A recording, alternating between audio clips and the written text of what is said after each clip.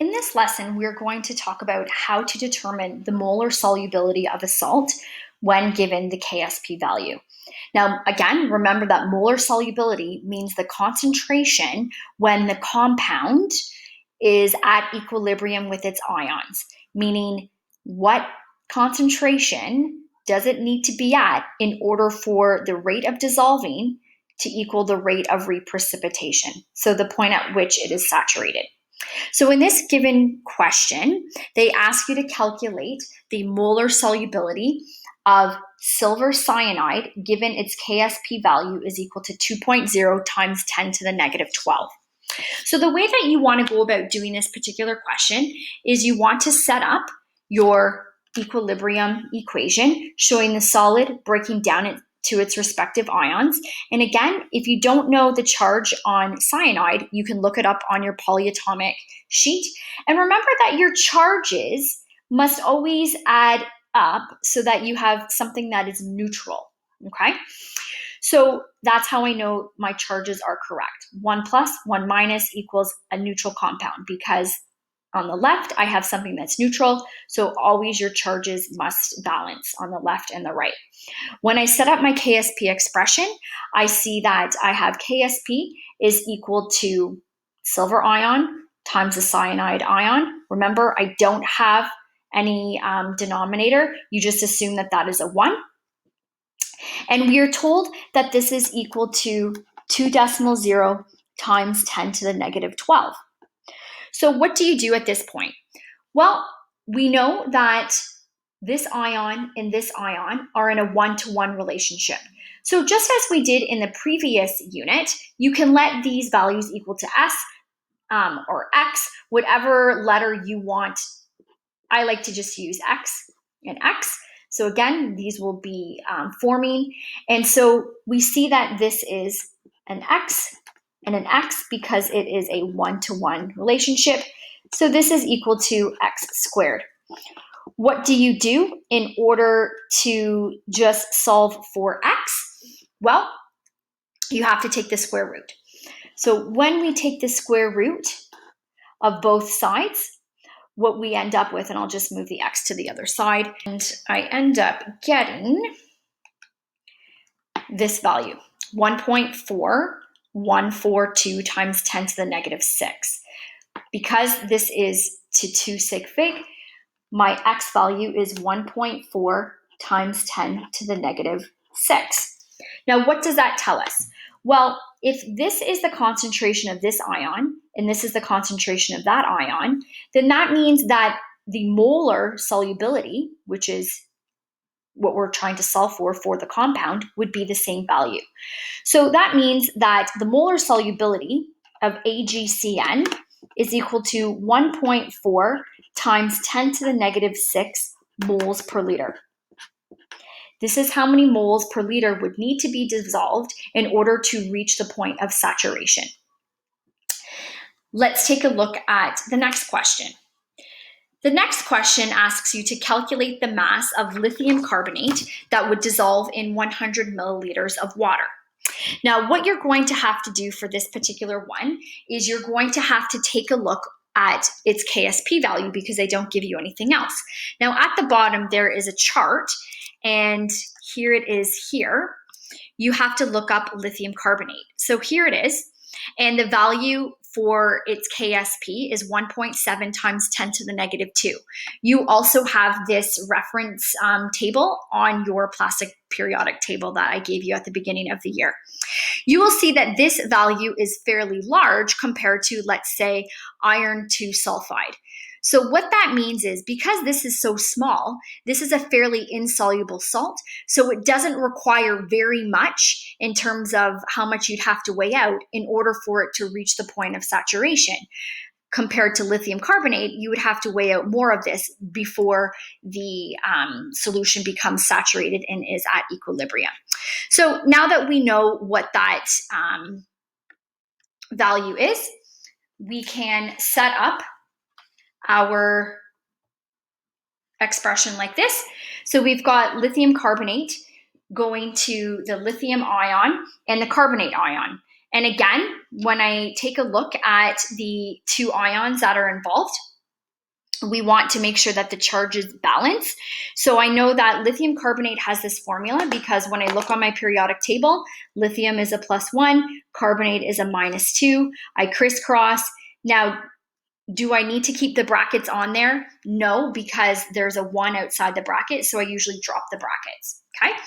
For every one of these, you get 2 lithium ions and you get 1 carbonate ion. Notice that you have 2 times the +1 charge gives you a +2. This is a -2. Add those together, you have a neutral compound, okay? When you set up your mass action expression for this particular compound, you end up with lithium to the power of 2 times carbonate to the power of 1, okay? Now they're asking you to calculate the mass of lithium carbonate that will dissolve. What we need to figure out is the concentration first.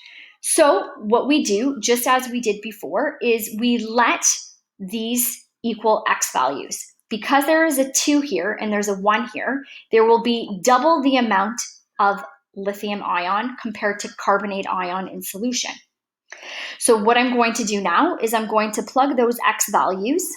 You get 2X squared times X equals your Ksp value. Then what you want to do is you want to solve for your X value. So here, remember that this 2 applies to the numerical value and the X. So you get 4X squared times X is equal to this number. This is equal to 4X cubed.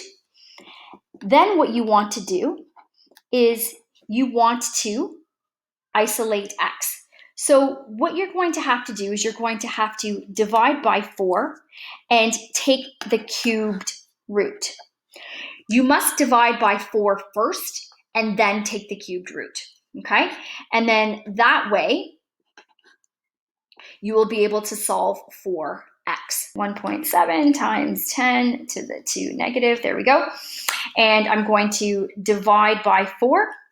Then what I'm going to do on your calculator, you should have a cubed root button. Mine is shift, this button here, shift, there we go.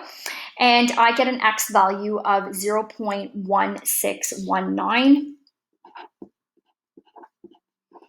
And I'll just keep all the digits for now because we're not quite done with the question.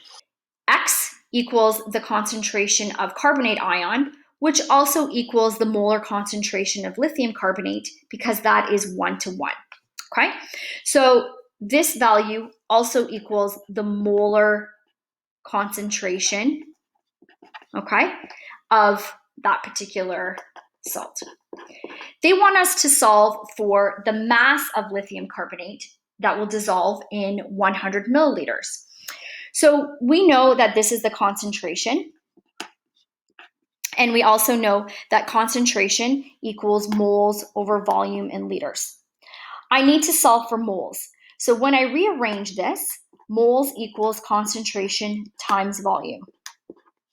I know the concentration is 0.16198059, and I know my volume is 100 milliliters. When I divide by 1,000, I convert that into liters, and so that is 0.1. Okay, so when I multiply that by 0.1, you end up with 0.016198059 moles. Remember, to figure out mass, what you need to do, mass equals moles times molar mass. Molar mass of lithium carbonate is what you need. So what you're going to do is you're going to look up the molar mass of lithium carbonate on the periodic table.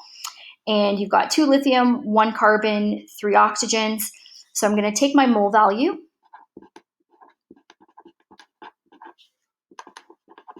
I'm going to multiply that. And again, That is 73.891 grams per mole. And remember that this is moles, so your moles cancel out.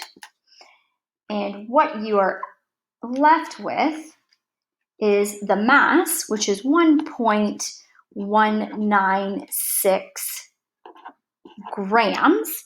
And what I will do is I will keep that value. Let's take a look. Oh, it's actually only 1 sig fig because of the 100 mil. So in this case, approximately 1 gram, okay, it's needed for this particular compound to dissolve in 100 milliliters of water. That's when you will reach the point of saturation, okay, when we are at equilibrium.